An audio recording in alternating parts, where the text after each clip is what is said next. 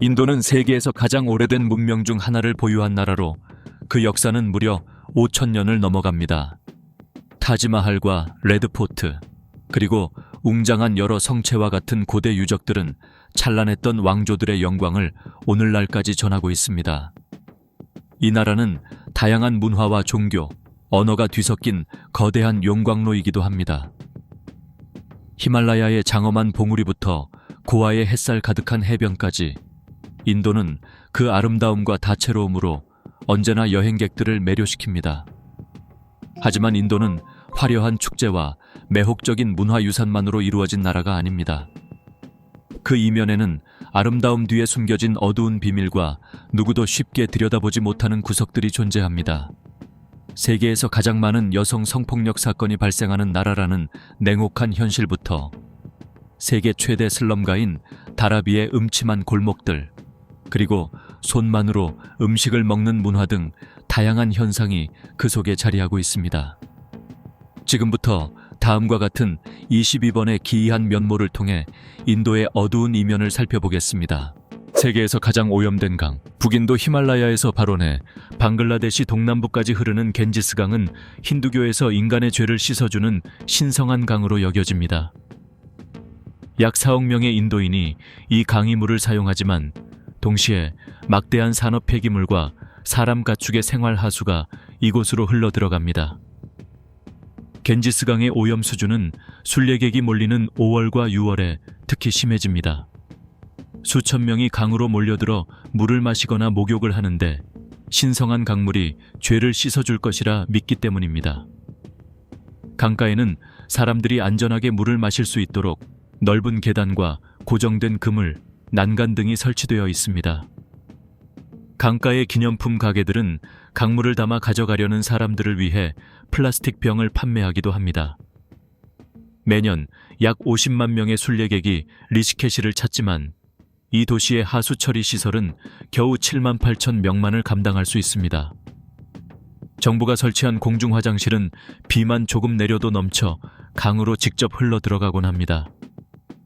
과학자들은 오염의 영향을 받지 않는 겐지스강 상류조차 항생제 내성 세균이 매우 높은 수준이라고 지적합니다. 전문가들이 줄곧 경고하고 있지만 많은 인도인들은 강오염에 대해 큰 우려를 보이지 않습니다. 힌두교에는 시신을 화장한 뒤 재를 강에 흘려보내는 관습이 있습니다. 그러나 어린이와 여성의 시신은 그대로 강에 던져지는 경우도 있어 물 위에 떠다니는 시신을 보는 일이 드물지 않습니다.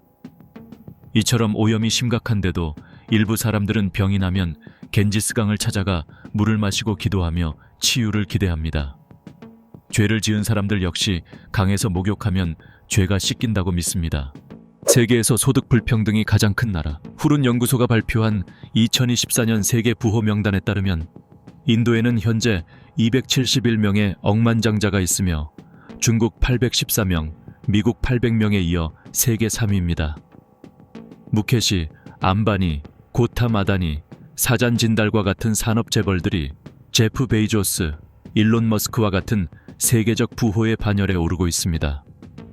이는 국가 전체의 부를 증가시킬 것처럼 보이지만 실제로는 13억 명이 넘는 인구 중 극소수에게만 부가 집중되고 있습니다. 억만장자의 증가와 함께 인도의 부의 격차는 세계에서 손꼽힐 만큼 크게 벌어졌습니다. 경제학자들은 인도 최상위 1%의 부와 소득이 폭발적으로 증가했다고 분석합니다. 그러나 이는 좋은 소식이 아닙니다. 부가 고르게 분배되지 않고 있기 때문입니다. 국제구호단체가 발표한 보고서에 따르면 인도는 세계에서 가장 빠르게 성장하는 경제국임에도 소득 불평등 역시 세계 1위 수준을 기록하고 있으며 이러한 격차는 지난 30년 동안 더욱 심화되었습니다. 보고서에 따르면 인도 국내 총생산의 77%가 상위 10%의 부유층에게 속합니다. 인도 억만장자들의 사적 자산 규모는 호주, 독일, 영국의 개인 자산을 모두 합친 것보다도 2배 이상 많은 것으로 추정됩니다. 또한 2023년에 새롭게 창출된 부의 73%가 상위 1%가 차지했습니다.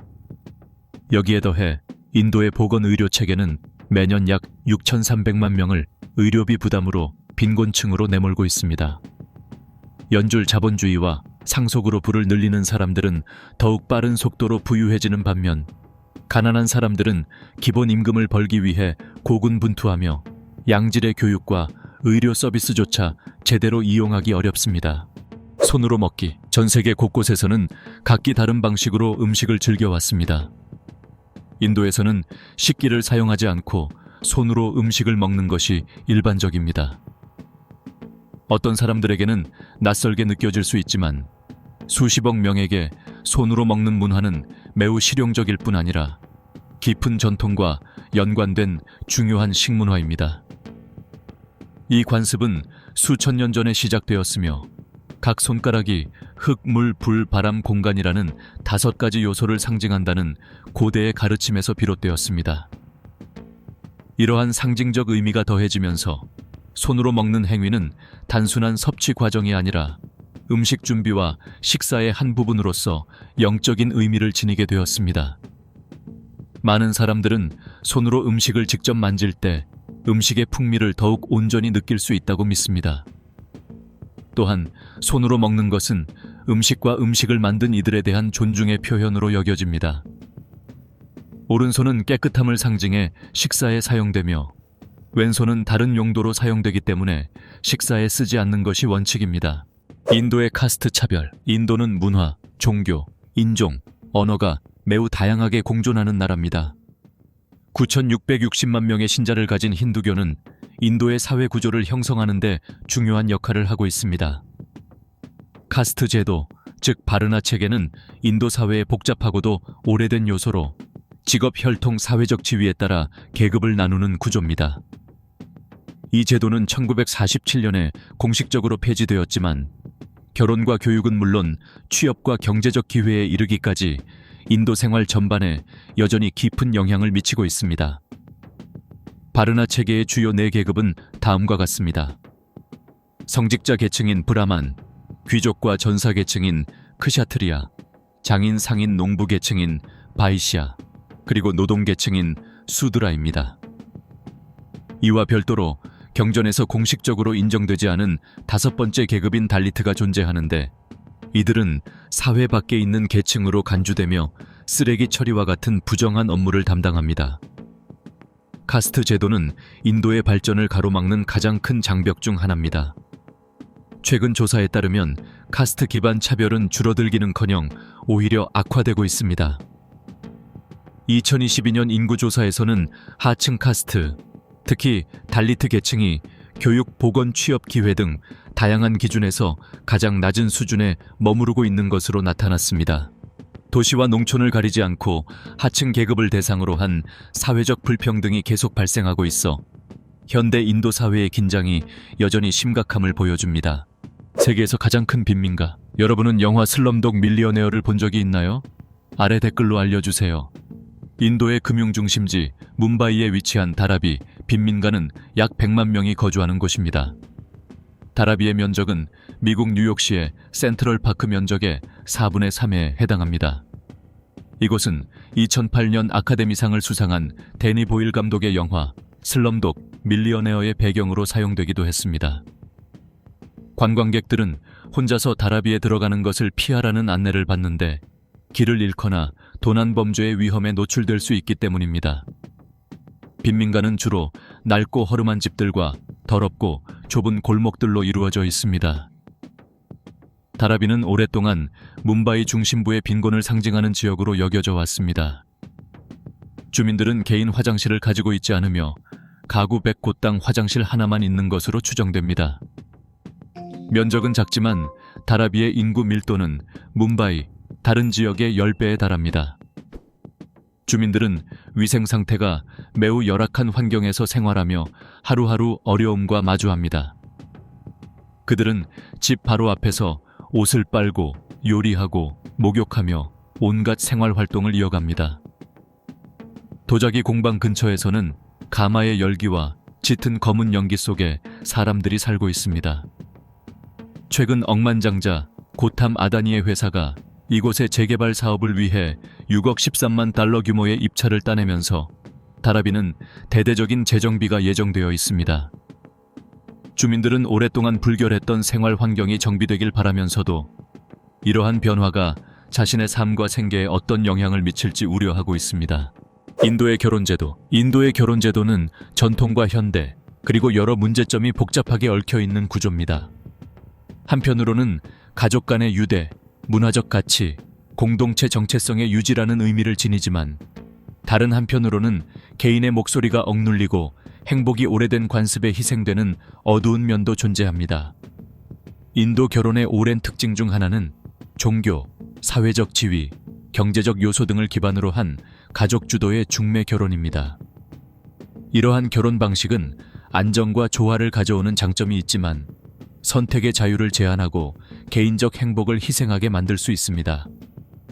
법적으로 금지되어 있음에도 여성을, 특히 어린 소녀들을 강제로 결혼시키는 관행은 여전히 지속되고 있으며 농촌 지역에서는 더욱 두드러집니다. 아동 결혼은 소녀들의 어린 시절과 교육 기회를 빼앗아 가난과 성차별의 악순환으로 몰아넣습니다. 인도 결혼에서 지속적으로 문제가 되고 있는 또 다른 요소는 지참금 제도입니다. 신부의 가족이 신랑 측에 재산이나 돈을 제공해야 하는 관행으로 법적 금지에도 불구하고 여전히 이어지고 있습니다. 이로 인해 신부의 가족은 큰 경제적 부담을 떠안게 되고 여성에 대한 폭력으로 이어지는 경우도 적지 않습니다. 탄산음료 속 농약 문제. 전 세계적으로 탄산음료를 정기적으로 섭취할 때 우려되는 건강 문제는 보통 높은 당 함량이나 인공 감미료에 집중됩니다. 그러나 인도에서는 가장 인기 있는 두 탄산음료 브랜드인 코카콜라와 펩시가 더 심각한 문제에 직면해 있습니다. 바로 농약 성분의 존재입니다. 수많은 보고서와 독립연구에서 이들 탄산음료에서 제초제를 포함한 농약 성분의 흔적이 발견되었습니다.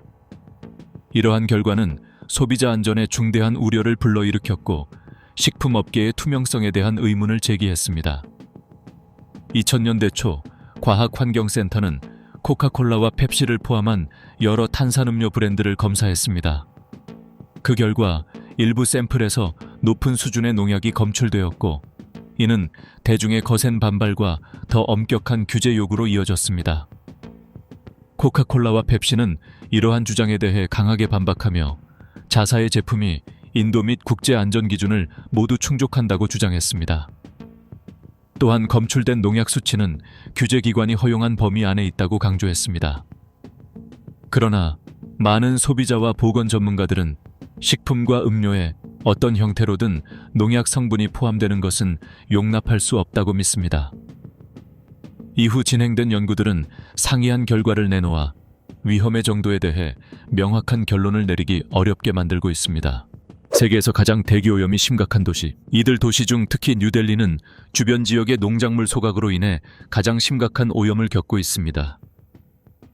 겨울철에는 실내 공기질이 실외보다 15% 더 나쁜 것으로 나타났으며 그 결과 그을음이 벽에 달라붙는 현상까지 발생합니다. 실제로 인도 전역에서는 이 시기 실내 공기가 평균 41% 더 오염되고 심한 곳은 48%까지 악화됩니다. 미세먼지에 노출되면 인지 기능과 면역 기능이 저하되고 폐와 심장 질환으로 이어질 수 있습니다. 시카고 대학교 에너지 정책 연구소가 2021년에 발표한 연구에 따르면 나쁜 공기질로 인해 델리 주민들의 기대 수명이 최대 9년 단축될 수 있다고 합니다. 의사들은 피부 질환 증가도 보고하고 있습니다. 또한 다운 투 어스 저널에 실린 25건의 연구를 분석한 결과 나쁜 공기질은 조산, 사산, 발달 지연, 아동 성장 저하, 심지어 사망까지 초래할 수 있는 것으로 나타났습니다. 이 나라의 대기오염은 매우 심각해 인도 수도의 초등학교들이 문을 닫아야 하고 많은 사람들이 호흡 곤란을 겪으며 병원으로 몰려듭니다. 경제적 여유가 있는 사람들은 숨막히는 도시를 떠나기도 합니다. 수도 주민들은 농담처럼 말합니다. 흡연자는 굳이 담배를 살 필요도 없다. 밖에 나가서 숨만 쉬면 하루에 담배 30개비를 피운 것과 같다. 그럼에도 인도는 오염의 근본 원인 중 하나인 농작물 소각 문제를 여전히 해결하지 못하고 있습니다. 농부들 역시 환경적 피해를 인정하지만 정부 지원 부족으로 해결책 마련이 쉽지 않습니다. 인도 농부의 약 85%는 소규모로 운영되고 있으며 정리 작업을 위한 기계를 빌리는 비용은 비쌀 뿐 아니라 대기 시간도 길기 때문입니다. 인도 여성들은 화장실에서 종이를 사용하지 않는다. 2013년 힌두는 인도 인구의 거의 절반이 들판이나 강가 등 야외에서 배변하고 있다고 보도했습니다. 화장실 부족과 함께 하수시설, 식수 공급, 청소용품이 제대로 갖춰지지 않아 각종 질병이 쉽게 퍼지며 특히 여성과 어린이에게 심각한 영향을 미칩니다. 이를 해결하기 위해 2014년 나렌드라 모디 총리는 전국에 1억 개 이상의 화장실을 짓겠다는 깨끗한 인도 만들기 사업을 시작했습니다. 세계은행은 현재 인도 인구의 약 15%만이 여전히 야외에서 배변하는 것으로 추정합니다. 흥미롭게도 현지 여성들은 화장실에서 배변 후 종이를 전혀 사용하지 않습니다. 이는 인도의 강한 종교 문화에서 비롯된 것으로 화장실은 더러운 공간이지만 종이는 순수함을 상징하기 때문에 화장실에서 버려서는 안 된다고 여겨집니다. 그렇다면 그들은 화장실 사용 후 어떻게 몸을 닦을까요? 왼손을 이용해 닦은 뒤 깨끗하게 씻습니다. 인도를 방문한 이들은 현지인과 악수를 할 때 불편함을 느낄 수 있지만 인도에서는 매우 자연스러운 일입니다. 그러나 경제적으로 여유가 있는 사람들의 경우 화장실 옆에 물로 씻을 수 있는 호스를 두기도 합니다. 여러분은 이런 모습을 본다면 어떤 생각이 드시나요? 아래 댓글로 생각을 공유해 주세요. 저는 꽤 충격적이었습니다.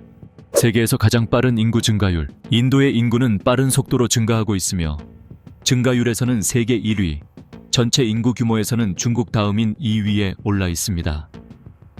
전망에 따르면 인도는 머지않아 중국을 넘어 지구에서 가장 인구가 많은 나라가 될 것으로 보입니다. 현재 13억 명이 넘는 인구는 전 세계 인구에서 상당한 비중을 차지합니다. 이러한 인구 증가는 높은 출생률, 증가하는 기대 수명, 그리고 보건의료의 개선에 영향을 받고 있습니다. 그러나 이러한 문제들에도 불구하고 인도는 교육, 보건, 가족계획 분야에서 이 성장을 관리하기 위해 상당한 발전을 이루어왔습니다. 인구가 증가함에 따라 식량, 물, 주거, 교육, 의료 서비스에 대한 수요가 높아져 국가의 자원을 압박할 수 있습니다. 높은 실업률은 사회적 불안과 범죄 증가로 이어질 수 있으며 에너지와 자원에 대한 수요 증가는 환경오염과 기후변화를 초래할 수 있습니다. 이러한 문제를 해결하기 위해 인도는 교육, 보건, 사회 기반 시설에 대한 지속적인 투자와 함께 지속 가능한 경제 성장과 일자리 창출을 추진해야 합니다. 인도에서는 여성 1명이 15분마다 성폭력을 당한다. 통계에 따르면 인도에서는 약 15분마다 여성 1명이 성폭력을 당하는 것으로 나타났습니다. 신고되지 않은 수많은 사건은 이 통계에 포함조차 되지 않습니다. 국제 앰네스티는 인도 정부가 여성 대상 범죄에 대한 법 집행을 효과적으로 수행하지 못하고 있다고 지적합니다. 인도 국가범죄기록국에 따르면 강제 행위 사건 수는 2011년부터 2016년까지 50% 증가했습니다. 매년 평균 2만 5천 건의 강제 행위 사건이 기록되며 통계에 따르면 가해자 대부분은 피해자와 아는 사이인 경우가 많습니다. 최근에는 한 배우가 촬영을 마치고 귀가하던 중 일행에게 습격당해 운전기사를 협박해 차를 계속 몰도록 강요한 뒤 2시간 동안 끔찍한 범행을 저지른 사건도 있었습니다. 그들은 사건 장면을 촬영해 피해자를 협박하고 침묵시키려 했습니다. 경찰의 초기 조사 결과 주범은 과거 이 배우의 운전기사였던 것으로 드러났습니다. 인도 여성들은 집 밖에서도 안전을 보장받기 어렵습니다. 이러한 강제 행위는 버스 안에서도 벌어졌고 심지어 인도 정부 관계자들조차 공공장소가 여성에게 안전하지 않을 수 있다고 인정했습니다. 많은 거리에는 조명이 부족하고 여성 전용 공중 화장실도 부족합니다. 공공장소에서 괴롭힘이 일어나도 주변 사람들은 충돌을 피하거나 피해자에게 책임을 돌리는 경향 때문에 개입하지 않는 경우가 많습니다. 인도에서 성폭력 사건이 특히 흔한 이유 중 하나는 중국과 마찬가지로 심각한 성비 불균형 때문입니다. 이로 인해 남성들은 배우자를 찾기 어려운 상황에 놓이는 경우가 많습니다. 또한 인도 사회에 깊이 뿌리내린 가부장적 문화는 일부 남성들이 여성 위에 군림할 권리가 있다고 믿게 만들기도 합니다. 반면 많은 여성들은 오랜 문화적 영향으로 순종적인 태도를 보이며 자신에게 가해지는 부당함에 맞서지 못하는 경우가 많습니다. 중력을 거스르는 장소. 인도 라다크 지역에 위치한 자력 언덕은 엔진을 끄더라도 차량이 스스로 언덕을 오르는 듯한 기이한 현상 때문에 관광객들의 발길이 끊이지 않는 곳입니다. 현지인들 중 일부는 이 길을 천국으로 이어지는 신비로운 통로라고 믿지만 과학자들은 보다 현실적인 설명을 내놓고 있습니다. 기온이 영하 1도까지 떨어지는 혹독한 추위에도 불구하고 이 신비로운 현상을 보기 위해 많은 이들이 찾아옵니다. 가는 길에는 이 특이한 장소를 안내하는 표지판을 쉽게 발견할 수 있습니다. 차량의 엔진을 끄고 기어를 중립에 둔 뒤 지켜보면 차가 언덕을 거슬러 올라가는 듯한 모습을 목격할 수 있습니다. 이 현상은 주변 지형과 수평선이 언덕들로 가려져 생기는 착시 현상입니다. 이 지점에서 바라보면 앞에 완만한 경사가 언덕처럼 보이지만 실제로는 내리막길이기 때문에 차량이 마치 중력을 거스르며 오르는 것처럼 느껴지는 것입니다. 자력 언덕의 미스터리는 다양한 추측을 낳았습니다. 일부 주민들은 선한 영혼이 천국으로 향하도록 인도하는 천국의 계단이라는 믿음을 갖고 있습니다. 또 다른 이들은 이 언덕이 매우 강한 자력을 지녀 항공기 운항에도 영향을 줄 수 있다고 주장하지만 이는 확인된 바 없습니다. 가장 널리 받아들여지는 과학적 설명은 외눈박이 언덕 효과입니다. 주변 언덕들이 수평선을 가려 시각적으로 공간을 왜곡시키기 때문에 운전자의 눈에는 내리막이 오르막으로 보이는 착시가 일어나는 것입니다. 해골 호수의 미스터리. 해골 호수로 알려진 루프쿤드 호수는 인도 우타라칸드 주에 장엄한 히말라야 산맥 한가운데 자리한 빙하호입니다. 험준한 지형과 빙하, 눈 덮인 봉우리들로 둘러싸인 이 호수는 해발 5,000m의 고도에 위치해 있습니다. 외딴 위치와 압도적인 풍경 덕분에 세계 각지의 모험가와 트레커들이 찾는 명소이며 난이도 높은 숲길 트레킹 목적지로도 유명합니다. 그러나 그 고요한 아름다움 아래에는 끔찍한 비밀이 숨겨져 있습니다. 바로 호숫가 주변에서 수백 구의 인간 해골이 발견된 것입니다. 호수는 겨울철에 완전히 얼어붙어 두꺼운 얼음층 아래에 이 미스터리를 보존합니다. 눈이 녹는 시기가 되면 해골들이 서서히 드러나 섬뜩한 장면을 연출합니다. 이 해골들의 기원은 수십 년 동안 과학자들과 여행객들의 호기심을 자극해왔습니다. 1942년 산림감시원 하리키샨 마드왈이 루프쿤드 호수와 해골을 발견했습니다. 초기에는 당국이 이 해골들이 제2차 세계대전 당시 일본 병사들의 유해일 가능성을 우려했습니다. 그러나 조사 결과 해골은 그보다 훨씬 오래된 것으로 밝혀졌습니다. 2003년 내셔널 지오그래픽 연구팀은 흔적이 남아있는 인간 유해를 추가로 발견했으며 목재 철기류 화살 가죽 반지 등 다양한 유물도 함께 발견했습니다. 이 해골들의 정확한 기원은 여전히 미스터리로 남아 있습니다. 한 가설은 자연재해를 원인으로 봅니다. 난다데비 사원으로 향하던 순례자들이 눈사태나 산사태로 목숨을 잃었을 가능성입니다. 현지 전설에 따르면 이 해골들은 카나우즈의 왕 라자 자왈이 이끈 순례단의 유해이며 그들이 난다 대비 축제로 향하던 중 우박과 폭설에 의해 목숨을 잃었다고 전해집니다. 또한 일부는 이 해골들이 난다 대비 여신에게 바쳐진 재해 희생자들이라고 믿고 있습니다. 인도의 신성한 소들. 인도에서 소는 특별한 존중을 받으며 거리나 들판에서 자유롭게 돌아다니는 모습을 흔히 볼 수 있습니다. 이러한 깊은 존경심은 힌두교 전통에서 비롯되었는데 소는 풍요와 모성, 삶을 상징하는 존재로 여겨집니다. 베다 경전에 따르면 소는 신들이 인간에게 내려준 신성한 선물이기 때문에 존경과 숭배를 받아야 합니다. 많은 힌두 신들은 소와 밀접하게 연결되어 있으며 특히 크리슈나는 목동의 모습으로 자주 묘사됩니다. 힌두교에서는 소를 돌보는 것이 영적 공덕을 쌓는 행위로 여겨지며 다음 생에서의 좋은 업을 가져온다고 믿습니다. 인도의 대부분 지역에서는 소를 죽이는 행위가 불법이며 위반 시 징역형을 포함한 강력한 처벌이 내려집니다. 이로 인해 수많은 소들이 도심을 포함한 여러 지역에서 자유롭게 돌아다니게 되었고 때로는 교통체증이나 도시 생활의 불편을 초래하기도 합니다. 그럼에도 불구하고 소는 인도 농촌 사회에서 매우 중요한 존재입니다.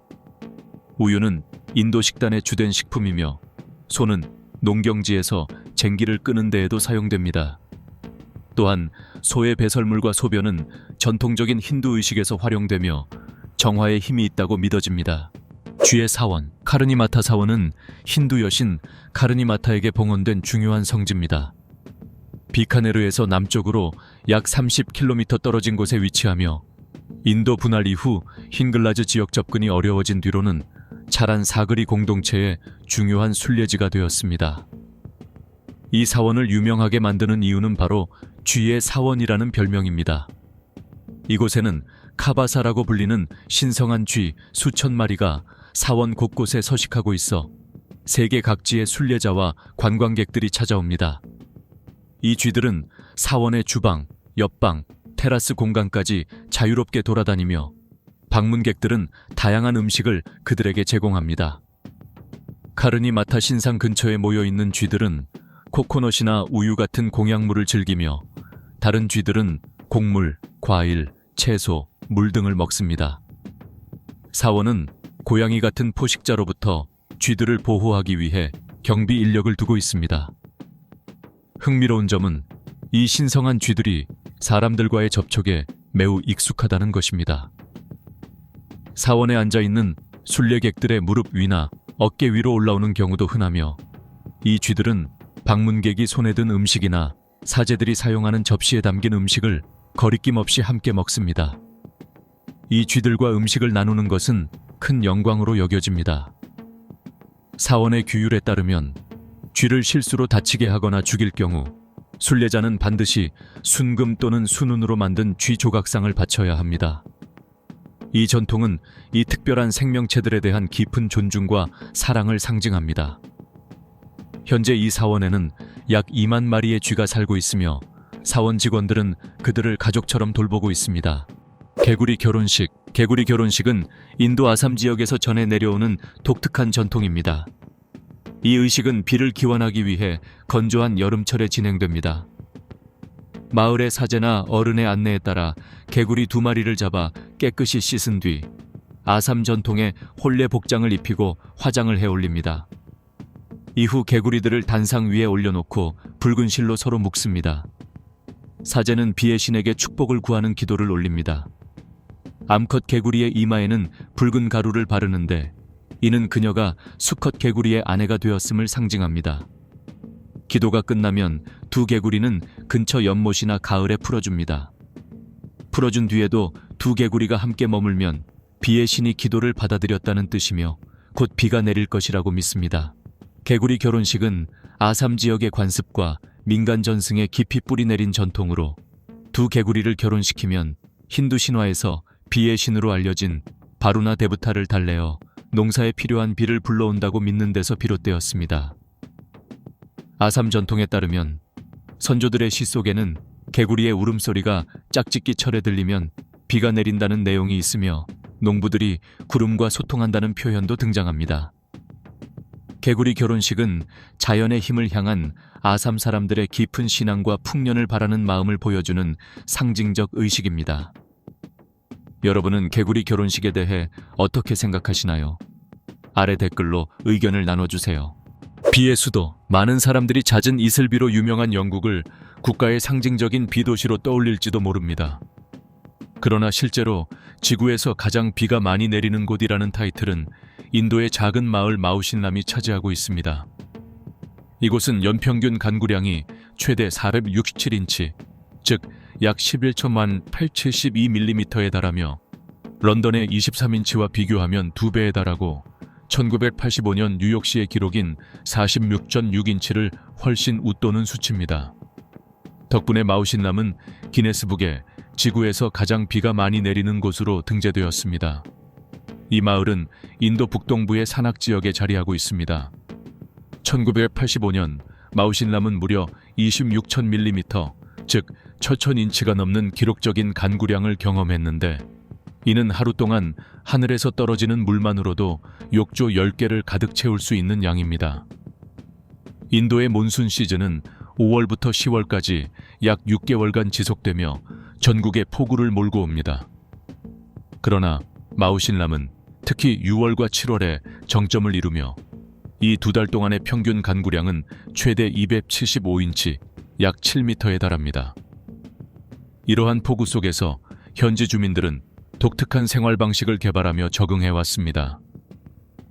바나나 잎과 대나무로 만든 전통적인 우산을 사용하여 양손을 자유롭게 쓸 수 있고 강한 바람에도 견딜 수 있을 만큼 튼튼합니다. 마우신람의 삶은 마음이 약한 사람에게는 쉽지 않습니다. 그러나 이곳 주민들에게 폭우는 삶의 필수적인 일부입니다. 빗방울이 떨어지는 소리, 이끼가 바스락거리는 소리, 그리고 습기 어린 공기가 만들어내는 독특한 교향곡은 장엄한 마우신람 자연경관을 한층 돋보이게 합니다.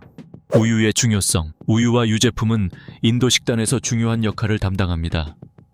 그러나 이 산업은 식품 안전과 관련된 수많은 문제에 직면해 있으며 이는 소비자의 건강을 위협하고 산업의 잠재적 성장을 방해하고 있습니다. 놀랍게도 인도는 전 세계 우유 생산량의 20% 이상을 차지하는 세계 최대의 우유 생산국입니다. 그럼에도 불구하고 인도는 우유 오염 문제에 시달리고 있습니다. 국가에서 검사된 우유 표본 중 약 10%는 항생제나 농약 등 유해 물질이 포함된 것으로 추정되며 이는 소비자에게 심각한 건강 위험을 초래합니다. 이 문제가 발생하는 주요 원인은 우유 생산의 상당 부분이 소규모 농가나 지역 낙농업체에서 이루어지기 때문입니다. 이러한 곳에서는 품질 관리나 식품 안전 규정이 제대로 갖추어져 있지 않은 경우가 많습니다. 이처럼 비공식 생산 구조에서는 이윤을 늘리기 위해 유해한 첨가물을 섞는 사례가 발생하기 쉽습니다. 델리와 같은 대도시에서는 우유와 유제품이 가장 오염된 식품 중 하나로 꼽힙니다. 델리 식품안전부가 진행한 조사에서 검사된 2,888건의 우유 표본 중 477건이 품질 기준을 충족하지 못한 것으로 확인되었으며 이는 문제의 심각성을 잘 보여줍니다. 이러한 도전에도 불구하고 인도는 여전히 세계 최대의 우유 생산국이며 지난 20년 동안 생산량은 매년 4% 이상 증가해왔습니다. 그러나 이 빠른 성장 속도는 국가의 식품 안전 인프라에 부담을 주었고 그 결과 모니터링과 규제 집행에 공백이 생기게 되었습니다. 타지마할의 오염, 인도의 영원한 사랑의 상징. 타지마할은 눈에 보이지는 않지만 극도로 위험한 적, 바로 환경오염과 맞서고 있습니다. 17세기에 무굴 황제 샤자한이 사랑하는 아내 뭄타즈 마할을 기리기 위해 세운 이 웅장한 백색 대리석 건축물은 이제 점점 노란색과 초록색으로 변색되고 있습니다. 타지마할의 손상을 초래하는 주요 원인은 이산화황과 질소산화물과 같은 오염물질입니다. 이러한 물질이 칼슘 탄산염 대리석에 작용하면 타지마할의 순수한 아름다움을 해치는 지워지기 어려운 얼룩을 만듭니다. 또한 공기 중의 미세먼지도 대리석 표면에 달라붙어 정교한 무늬를 흐리게 만듭니다. 인도 정부는 타지마할을 보호하기 위해 다양한 조치를 시행했습니다. 예를 들어 기념물 주변에 완충 구역을 설정하고 엄격한 배출 기준을 적용했습니다. 그러나 인근 지역의 급속한 산업화와 도시화로 인해 공기 오염 수준은 계속 증가하고 있으며 타지마할의 아름다움과 장기적 보존에 심각한 위협이 되고 있습니다. 문이 없는 마을 샤니 싱그나푸르. 인도 마하라슈트라에 위치한 샤니 싱그나푸르는 문이 없는 집들로 유명한 독특한 마을입니다. 범죄율이 높아지고 안전이 최우선이 된 오늘날, 이 마을은 일반적인 보안 개념에 도전하는 존재입니다. 힌두교에서 정의와 업보의 신으로 알려진 샤니 신에 대한 신앙이 샤니 싱그나푸르의 기반을 이루고 있습니다. 주민들은 샤니가 모든 위험으로부터 자신들을 보호해주기 때문에 문이 필요 없다고 믿습니다. 전설에 따르면 수백 년 전 마을 근처 강가에서 정체불명의 검은 돌이 나타났다고 합니다. 마을 사람들이 그 돌에 손을 대자 돌에서 피가 흘러나왔고, 주민들은 이것이 샤니의 화신이라고 믿어 그를 모시는 사원을 세웠습니다. 그 후 샤니에 대한 신앙은 이 마을 생활의 중심이 되었습니다. 주민들은 집에 문을 달지 않을 뿐 아니라 마을의 은행과 상점들조차 보안문을 설치하지 않습니다. 놀랍게도 이 마을은 수십 년 동안 거의 절도 사건이 발생하지 않은 채 안전을 유지해왔습니다. 샤니 싱그나푸르의 주민들은 샤니에 대한 신앙이 악인들로부터 자신들을 지켜준다고 믿습니다. 하지만 최근 몇 년 동안 샤니 싱그나푸르에서도 몇 건의 고립된 절도 사건이 발생했습니다. 이는 마을의 안전에 대한 우려를 불러일으켰으며 맹목적 신앙의 효과에 의문을 제기했습니다. 2010년에는 마을에서 $500가 넘는 현금이 도난당하는 사건이 있었습니다. 이후 한 퇴직 공무원의 보석과 휴대전화, 그리고 $750 상당의 현금이 도난당하기도 했습니다.